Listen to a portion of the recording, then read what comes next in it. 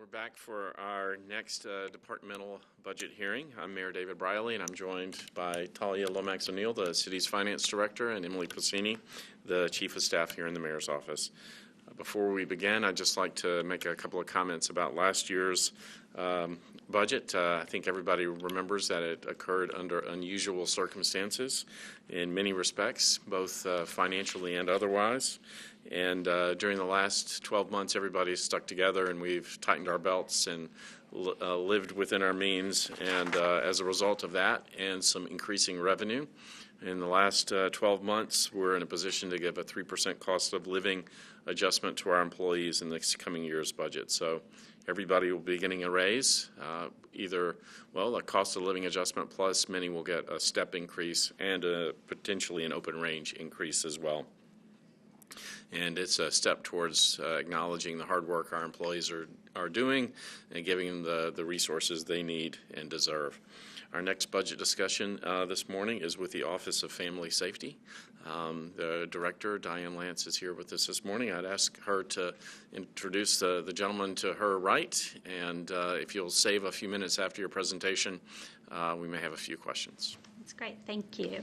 To my right is Andrew Sullivan. He is our financial officer for our department. He is the person that keeps things in the financial area running smoothly and without incident, which allows the rest of our department to focus on direct services to clients and programming. So we're very appreciative of the hard work that Andrew does. Our mission in the Office of Family Safety is to improve victim safety and offender accountability for domestic violence, sexual assault, trafficking, and child abuse victims. We do this through strong coordination of services between the governmental sector and the nonprofit sector. And we have an amazing team of advocates and specialists and leaders in our department that get that job done every day. And I know they're all really appreciative of the pay increase for this year, so thank you for that. It's a hardworking group that's very dedicated and stick with the work through the years. We had an exciting year last year. We were awarded the Outstanding Criminal Justice Program Award. It's a national award for the Southern region. And that was awarded to our department as a whole in all the work we do, the Gene Crow Advocacy Center, our trafficking work, our inmate education work, just everything that we do around high risk and training. So that was a great accomplishment for our department this past year. To advance our mission, we do it in several different ways. One of the primary ways is through our two sites where we have direct services towards clients. One is the Gene Crow Advocacy Center, and the other is our new Family Safety Center. The Gene Crow Advocacy Center last year saw 8,144 clients and provided services to those people. That little space of 3,000 square feet accomplishes the amount that most family justice centers across the country accomplish and more. I have just one example from a victim that wrote to us about her services there, and she said, "I am so thankful for everyone here. This is the single worst event that's happened in my life, which is now dragging out through court. I honestly don't know what I would have done without the Gene Crow Advocacy Center. I may not have had the courage to leave when I did. Thank you." And that's really a testament to the boots on the ground in our office working with clients every day. As you know, we had a great opening of the Family Safety Center. We had over 400 attendees, and it was a wonderful mix in the crowd. We had survivors, so many nonprofit partners. We had our coordinated response teams, including the DAs and the police and our nonprofit partners who work with us on high-risk cases, and then other family safety centers across the state attended. So it was a great event for us, but even greater is we're seeing our numbers of people coming to that building already increasing. We have seen 1,163 people come to the Family Safety Center, and we just officially opened on the day of the ribbon cutting on March 7th. So that's been great, and we're looking forward to driving more clients to come for help and services at our building. Other cities have been calling us to come and tour and to learn more about what we do here. So they're attracted to the new building, of course, but they all want to see the Gene Crow AVSI Center because that's a really unique model to have a family justice center in the heart of your courthouse. They want to understand how we function as a metro department and how that works for us. So when they come, they usually come for 2 days to make sure they see everything. And so 4 cities have come or are on the schedule to come, large cities, same scale as us or larger. So that's a really fun part of our job this year. One of the ways that we are working to drive traffic to the building to get the people that need us there is through aggressive outreach. And we do that in 2 ways. We have Maria Arvizu in the back and Ellie Baez, who have been working really hard this year in advance of the opening, and now that it's open to get that to happen. We have media marketing campaigns. We develop weekly media stories, posters, palm cards, graffiti ads in bathrooms, radio spots, things of that sort, just constantly messaging that we're here and what we do, and it's free and confidential.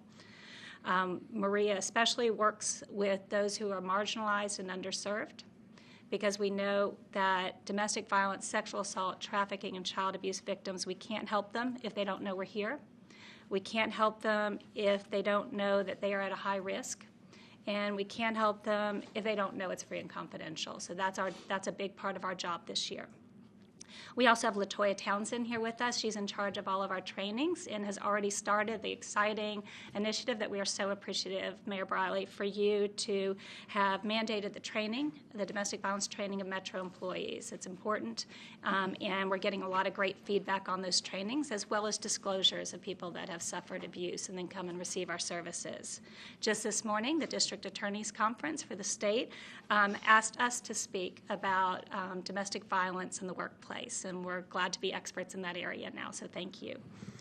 We also work hard in high-risk case intervention. Becky Bullard is in the back, and that is where we try to be the glue that holds our high-risk work together. So all the partners that need to kind of surround a victim of abuse that's at high risk for being murdered, we try to be the glue that holds those components together to help lead that victim to a safer place and his or her children. She focuses on strangulation, sexual assault, to try to coordinate services across the state. Those 2 areas, the strangulation, sexual assault, we're heavily working with hospitals across the city. High-risk intervention panel, mainly focusing with police and other parts of the government and nonprofits, and we do fatality reviews across the state. We help the statewide efforts to increase fatality reviews, so we learn the lessons that we need to learn. One of the big things that we measure is hope. That is the sort of the national standard. You want to measure hope because hope increases people's pathways and willpower to obtain their goals. And if you have a victim come for services and they're not feeling hopeful, they're going to be less likely to be able to obtain the goals that you're helping them identify. So we measure hope, and we have measured in the work that we do an 81% increase in the hope level that victims identify for themselves. So we're really proud of that. We really appreciate the full support of the city that we get. I know that it does make us the envy of other cities to have leadership that really understands that this is an important area, and it is the vast majority of violent crime is in the area of domestic violence. We have asked in our budget modification to finish out the funding for some salaries that had began last year in January.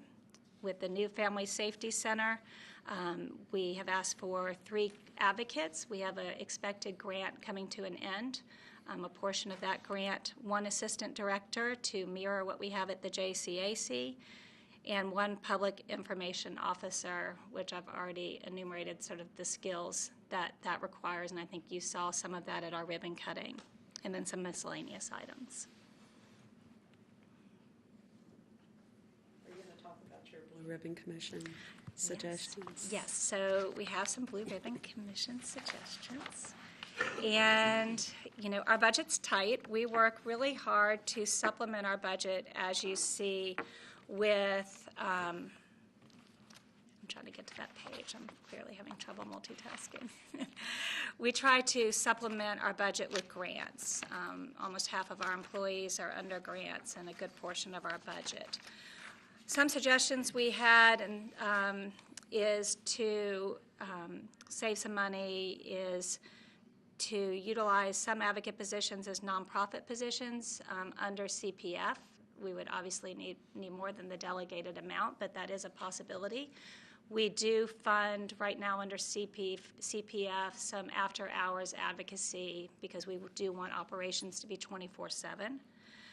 We discussed possible fees and fines in courts. A lot of cities do that, where they tag on some fees and fines, so let's say in divorce proceedings, to fund domestic violence initiatives, which would be an easily streamlined, it seems like, to our department. And also, we have a lot of experts in our office, and if we had a national conference here, I think that would bring in some money, as well as pay to speak at events across the country. Pay to speak will kind of a one-shot deal when you do it, and there's only so much you can do with your full-time job. But we could potentially host a lot of conferences here in Nashville and have some revenue from that. Okay. That CPF one caught my attention. Okay. So thank you very much. So the idea is that unless we increase your budget from status quo, you're in line to lose how many people? We have the potential to lose three. Yeah, Trying to get to the right, but yeah, three advocates. Mm-hmm. The rest of the grant ends at the end of the year, so the next year. So the end of the fiscal year. So half the grant drops off now, and then the other half comes to an end the following end of the fiscal year. Okay.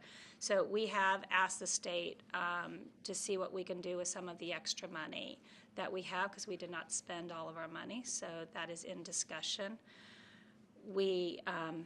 That grant, when we took it, was a one-shot deal. It was a really big grant that funded a lot of positions, and we thought it was a great idea to do this just so we could shake out what we need in the new building before we make our ask to you for the positions for the building.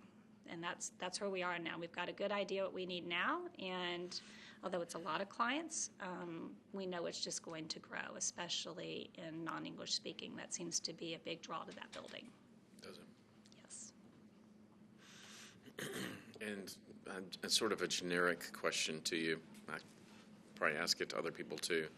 The Blue Ribbon Commission idea, I mean, as thinking that through as an organization, did you find that beneficial or meaningful? I mean, did it make you think about the way you're doing things, or was it just a box you had to check?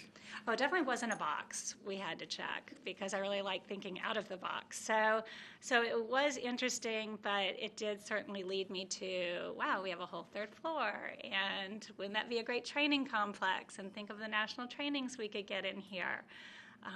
And then also the potential with CPF funds. So I like to save our city money whenever I can, and fund the services that we need through other dollars. And so thinking of ways that we can do that despite having a tight budget that we work under, that was a fun task to work on. Well, I mean, I think to a certain degree, I think you were here when we were having the discussion of body cams. Yes. To a certain degree, and so as we roll out body cams, it's going to take us a little bit of time to sort of get our arms totally around what the resources necessary to work that efficiently are, and we're focusing most of our efforts, as you know, this year on the pay raise. So it may take us a little bit of time to get our arms totally around what the resources necessary for your enterprise are, but we will certainly get there, even if it's in an incremental fashion. And we do know that with body cameras, that is going to have, in my belief, one of the biggest impacts in domestic violence. Right. So, and that very well could be more victims coming to the JCAC down the road, and we are really excited about that opportunity. But they're going to need support. It is really, anyone that's practiced in court knows that when people relive their trauma, even if it's just the police report saying how the victim felt, actually seeing it and reliving your trauma in that way is going to take a lot of support. And we are looking nationally to see how we can focus in on that area in a better way, because it's going to be hard. One more question. Yes. And I'm going to switch gears on you, and it just has to do with family justice centers. Yes. I'm not sure that the community who may be watching understands what that means, and particularly your partnerships with all of the nonprofits that are there at the site, and you've provided space for them to drop in so that services can be provided. I really think you should just spend just a moment sharing with folks that may be watching about why that's important. That's such a great question. Thank you for directing me to kind of step back and go there. So a family justice center is about the co-location of services. It's a lot to ask a victim of domestic violence, sexual assault, and trafficking to go all over town for the services that they need. And it's enough for any victim of crime, and then you add in children, financial stresses, transportation stresses, and cultural stresses, and it makes it all the harder when there are pressures in your life to not seek out help. So what we do at a family justice center, which is a national best practice, is to co-locate as many services that we've learned that victims most need. So nonprofit partners that work in these areas will work and are already working out of the building. So such as the YWCA, Legal Aid Society, Agape, which is a program, Morningstar is a part of their programming, the Mary Parish Center, the Sexual Assault Center. So working with all of those nonprofit partners. We also, for those that want to work with the District Attorney's Office and the Police Department, they're co-located as well. We also have the Nashville Children's Alliance and the Department of Children's Services. And one of the great things is these types of one of the tragic things is that these types of victimizations overlap. One of the great things about a family justice center is we can now address that overlap. We had a story from the Nashville Children's Alliance that one of their clients has been struggling not only with the abuse of their child, the non-offending parent was being abused by their partner as well, and they had worked for a year or so to try to get that parent to get domestic violence services, but she just didn't have the capacity or the time to do that. And she is now, because we're all co-located, when her child is receiving help in the Nashville Children's Alliance, she is coming down to receive help from our staff at the Office of Family Safety or the counselors at the Domestic Violence Division. And so we've seen that numerous times in the short time that we've been open, and that is where you can really make a difference, because you're addressing the issues in the whole family and not just one area of victimization. It is. Sad stuff, but good work, yes. Well, thank you and your team for all the hard work in the last year, and look forward to another good year coming forward. Thank you for your support. Thank you. Thank you.